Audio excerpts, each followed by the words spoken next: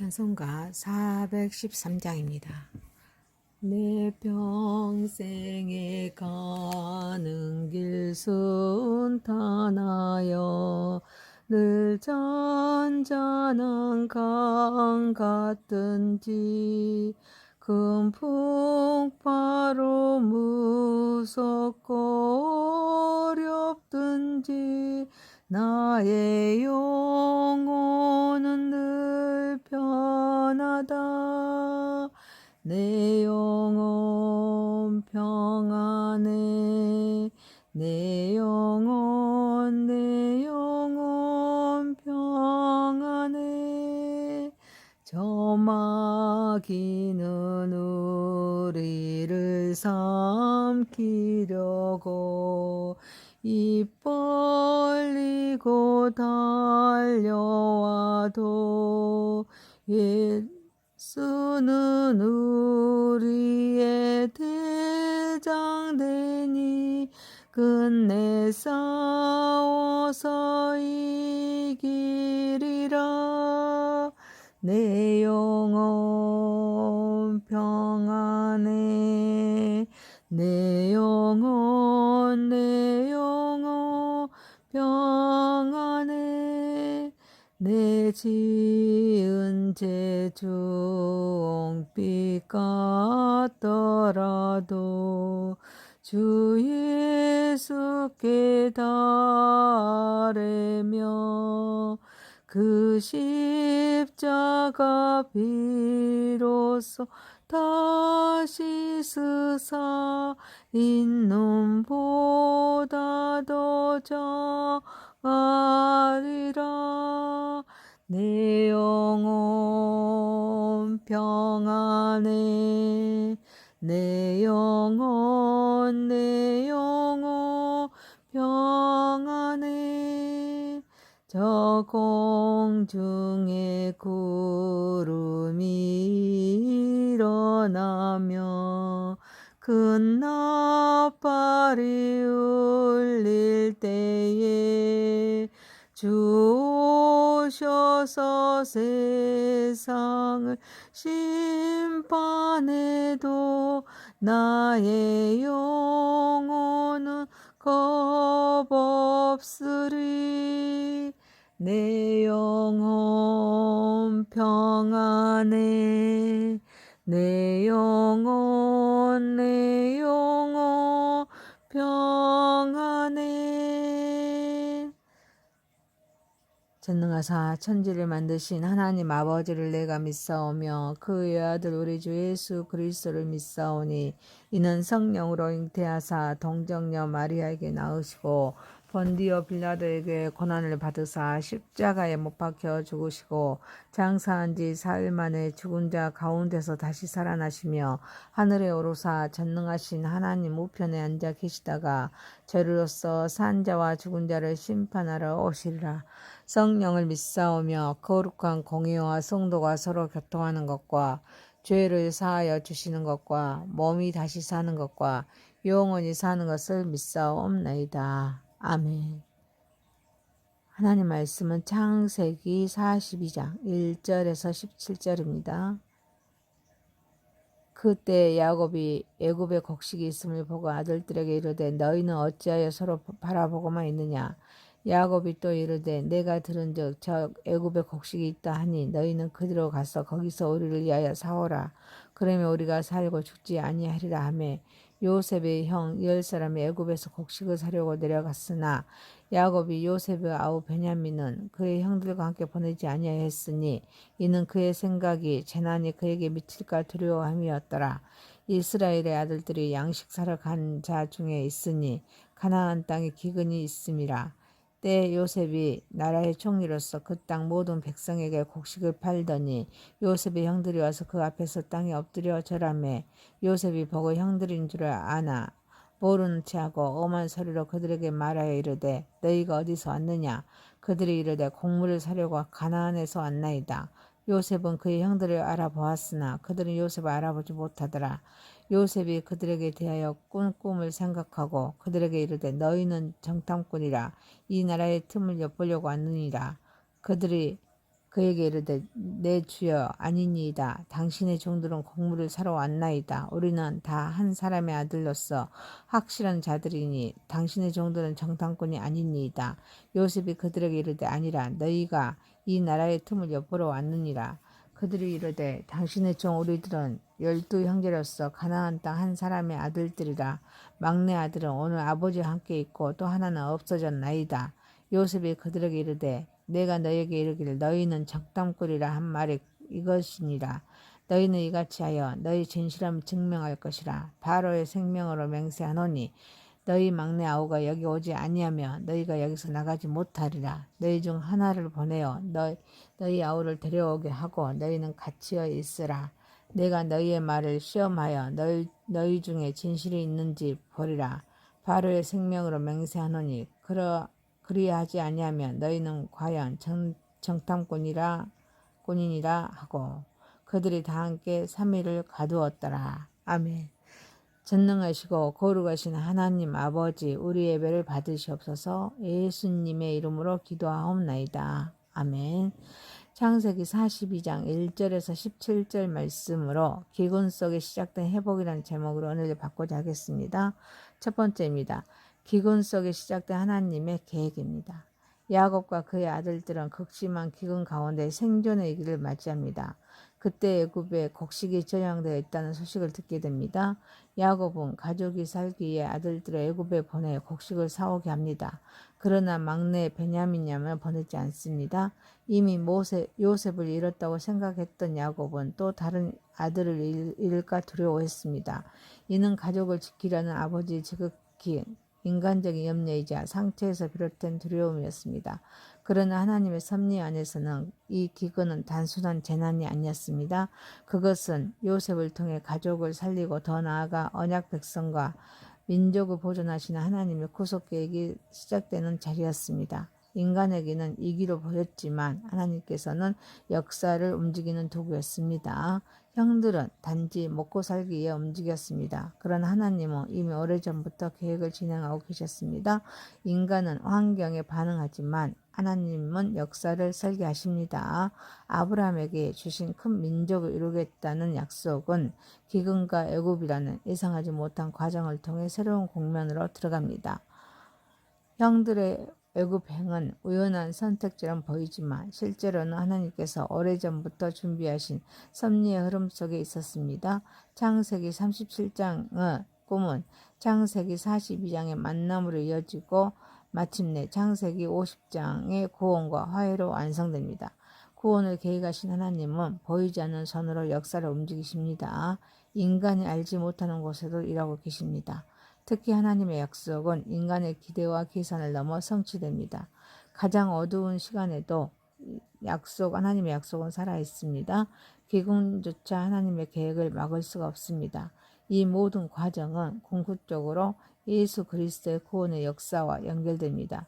요셉이 형들에게 버림받고 이방 땅에서 높아져서 결국 자신을 버린 형제들을 살리는 이야기는 버림받고 십자가에서 죽으셨으나 다시 높아지셔서 죄인들을 살리시는 예수 그리스도를 예표합니다. 위기는 행동을 요구합니다. 형들이 서로 바라보면서 머뭇거렸던 것처럼 우리 역시 삶의 기근 앞에서 무기력하게 현실만 바라보면서 멈춰설 때가 있습니다. 야곱이 어찌하여 서로 바라보고만 있느냐는 질문은 오늘 우리를 향한 하나님의 도전일 수가 있습니다. 믿음은 현실을 바라보는데 머무는 것이 아니라 기도하면서 순종의 걸음을 내딛는 것입니다. 또한 우리는 하나님의 섭리를 신뢰하면서 두려움을 넘어서는 믿음을 배워야 합니다. 야곱과 형들은 애굽에 요셉이 있다는 사실을 알지 못했습니다. 그러나 하나님은 이미 그곳에서 모든 것을 준비하고 계셨습니다. 마찬가지로 우리가 이기 속에서 길을 찾지 못할 때도 하나님은 우리가 보지 못하는 곳에서 일하고 계십니다. 사랑하는 성도 여러분, 지금 우리의 삶 속에 결핍과 막힘, 두려움이 모든 것의 끝처럼 보일 수가 있습니다. 그러나 믿음의 눈으로 보면은 그것은 하나님의 더 큰 계획이 시작되는 자리일 수가 있습니다. 기근은 끝이 아니라 하나님의 이야기가 시작되는 무대임을 알고 이 모든 것을 하나님께 영광 올려드리는 저와 여러분이 되시기를 소망합니다.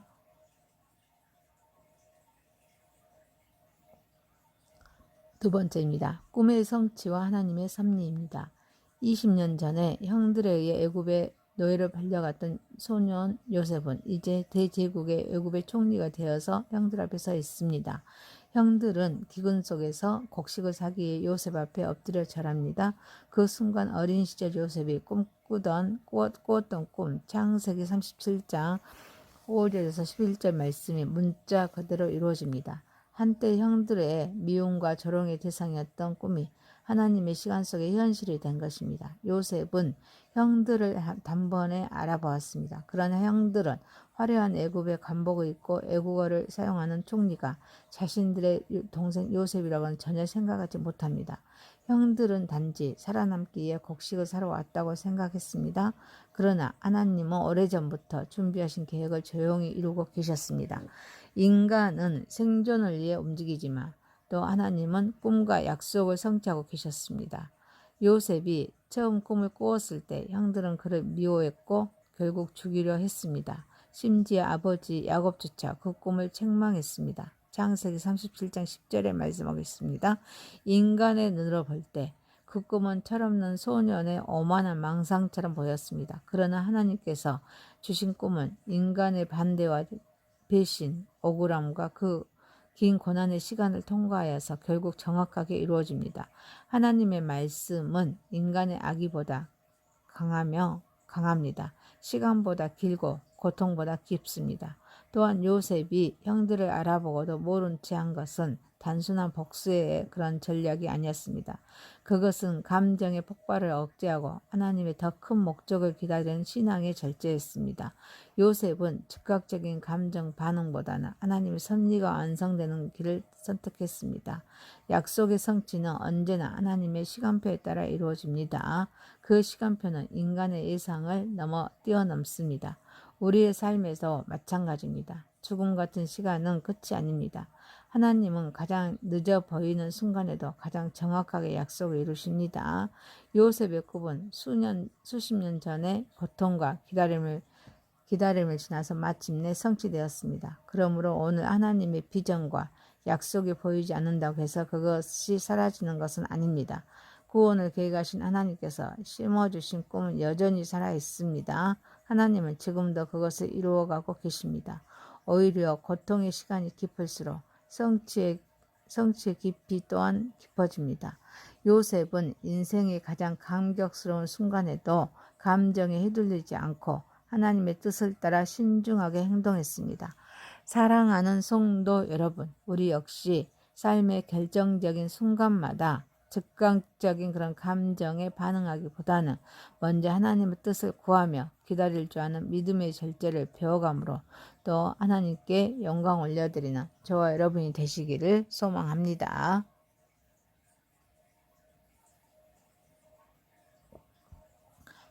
세 번째입니다. 숨겨진 마음을 드러내시는 하나님이십니다. 형들이 요셉 앞에 엎드려 절하자 요셉은 어린 시절 하나님께서 보여주셨던 꿈을 기억합니다. 그리고 갑자기 형들을 향해 너희는 정탐꾼이라 라고 말합니다. 형들은 자신들이 단지 곡물을 사러 왔다고 강하게 부인합니다. 그러나 요셉은 하나님의 지혜 가운데 그들의 겉모습이 아니라 내면과 과거의 문제를 향해 접근합니다. 이는 단순한 의심이나 신문이 아닙니다. 하나님께서 감춰진 마음을 드러내시는 과정을 보여주는 장면입니다. 이 사건은 하나님께서 사람의 마음 깊은 곳까지 아시는 분이심을 보여줍니다. 구원을 계획하신 하나님은 사람의 애모나 말만 보지 않으시고 마음의 중심을 살피십니다. 사람은 자신의 진실을 숨기거나 포장할 수 있다고 생각합니다. 그러나 하나님 앞에서는 어떠한 것도 감출 수가 없습니다. 사람의 변명과 이장된 말 뒤에 숨겨진 진실까지도 드러내시는 분이 하나님이십니다. 구원을 계획하신 하나님은 온 땅의 주인이십니다. 사람의 내면을 꿰뚫어 보시고 진실과 거짓을 분별하시고 공의롭고 신실하신 분이십니다. 죄는 시간이 지나면 잊힌 것처럼 보일 수가 있습니다. 형들도 요셉 사건을 마음 깊은 곳에 묻어둔 채 살아왔습니다. 그러나 하나님은 그 사건을 잃지 않으셨습니다. 단지 죄를 정죄하기 위해서가 아닙니다. 회복시키기 위해 다시 꺼내 드셨습니다. 죄를 숨기는 것은 치유가 아닙니다. 오히려 감춰둔 상처는 더 깊은 어둠 속에서 우리를 묶어둡니다. 회복은 숨김에서 시작되지 않고 드러남에서 시작됩니다. 구원을 계획하신 하나님은 감춰진 것을 드러내심으로써 사람을 부끄럽게 하시는 것이 아니라 진정한 자유와 치유의 길로 이끄셨습니다. 또한 요셉의 행동은 복수를 위한 것이 아니었습니다. 그는 형들을 무너뜨리는 것이 아닙니다. 그들이 정말 변화되었는지를 보고 싶어 했습니다. 하나님께서 우리의 삶 가운데 허락하시는 시험 역시 마찬가지입니다. 구원을 계획하신 하나님은 우리를 파괴하기 위해서 시험하시는 분이 아닙니다. 숨겨진 마음을 드러내어서 회복과 성숙으로 인도하시는 분이십니다. 우리가 오랫동안 묻어두었던 죄와 상처, 감춰진 마음과 해결되지 않는 문제들도 하나님은 이미 알고 계십니다. 그러므로 하나님께서 드러내시기 전에 먼저 주님 앞에 나아가 솔직하게 고백하는 것이 지혜입니다. 신앙은 겉모습을 꾸미는 것이 아닙니다.